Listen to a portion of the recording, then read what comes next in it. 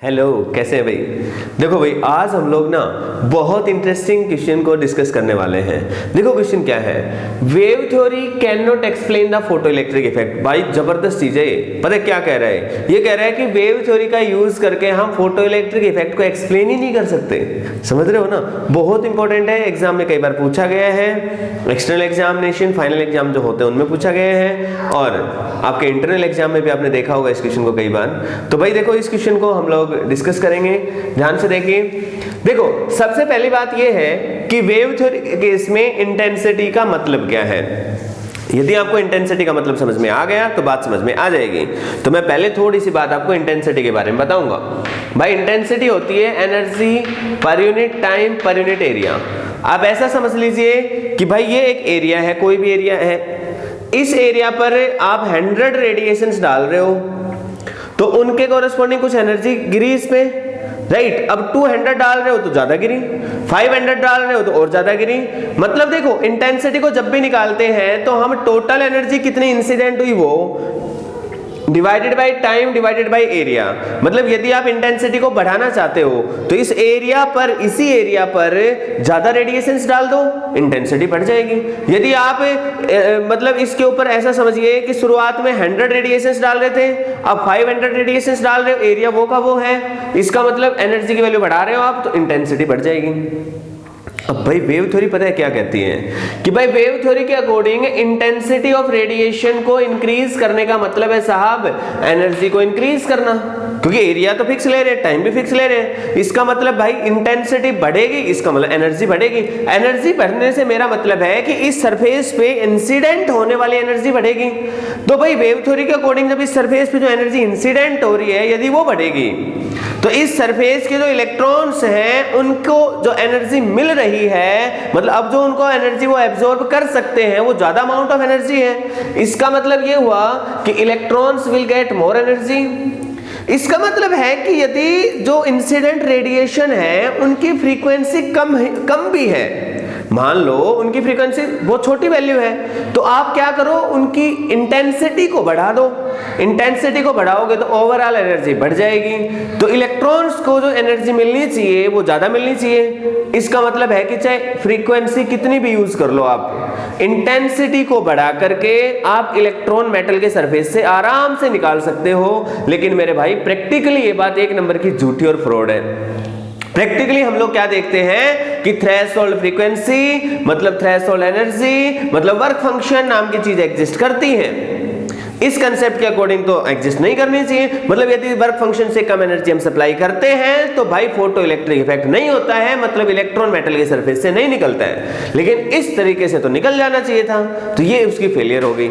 मैं थोड़ी सी इस बात को थोड़ा और एक्सप्लोर करता हूं। आप इस बात को ऐसे समझिए कि मान लो ये जो रेडिएशन है इसकी फ्रीक्वेंसी, क्या बोला मैंने, फ्रीक्वेंसी, और वी कैन से दैट इसकी फ्रीक्वेंसी के कोरस्पॉन्डिंग इसकी एनर्जी ले लेते हैं, ठीक है। मतलब भाई इसकी एनर्जी 10 है मान लो, ठीक है। मेरे को इलेक्ट्रॉन निकालना है, उसकी एनर्जी चाहिए 100।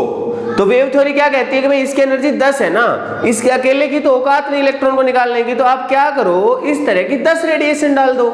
तो 10 डालोगे तो ओवरऑल कितनी होगी, 100, तो इलेक्ट्रॉन लेगा और बाहर निकल जाएगा।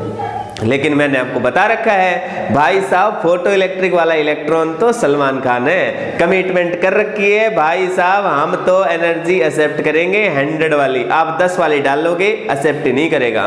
कहने का मतलब ये है कि वर्क फंक्शन से कम एनर्जी के यदि रेडिएशन डालते हैं तो इलेक्ट्रॉन एक्सेप्ट नहीं करता है। तो यही फेलियर है वेव थ्योरी की। पहली फेलियर मैंने आपको समझाई कि भाई वेव थ्योरी कंसेप्ट का यूज करके हम लोग ये नहीं बता सकते कि वर्क फंक्शन और थ्रेशोल्ड फ्रीक्वेंसी कभी एग्जिस्ट भी करेंगे, लेकिन एक्सपेरिमेंटली एग्जिस्ट करते हैं।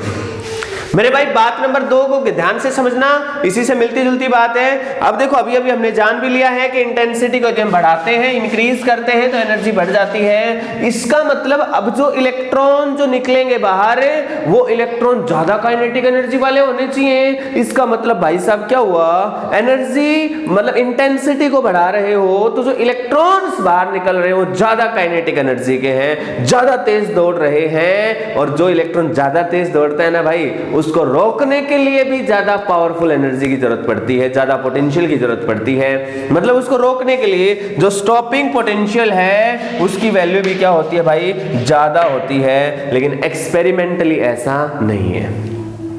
एक्सपेरिमेंटली क्या है, इंटेंसिटी को या मतलब इंटेंसिटी को यदि आप बढ़ाओगे तो काइनेटिक एनर्जी या स्टॉपिंग पोटेंशियल पर कोई फर्क नहीं पड़ता है। भाई एक्सपेरिमेंट तो ये कहता है कि इंटेंसिटी बढ़ाने से काइनेटिक एनर्जी नहीं बढ़नी चाहिए, इंटेंसिटी बढ़ाने से स्टॉपिंग पोटेंशियल नहीं बढ़ना चाहिए, जो सच्ची बात है।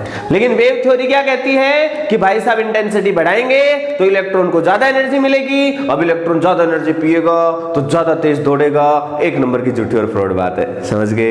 अब आते हैं बात नंबर 3 की तरफ। देखो वेव थ्योरी यदि हम मानते हैं तो भाई हम क्या मानेंगे, एनर्जी ऑफ वेव जो है वो एक जगह तो कंसंट्रेटेड नहीं है, it is not concentrated at a single point, बल्कि आपको पता होगा एनर्जी वेव के अंदर पूरे वेव फ्रंट में फैली होती है। मतलब ये पॉइंट सोर्स था, इसके वेव फ्रंट स्फेरिकल है मान लो शुरुआत में, तो एनर्जी पूरे हिस्से में फैल रखी है, एक जगह पे कंसंट्रेटेड नहीं है।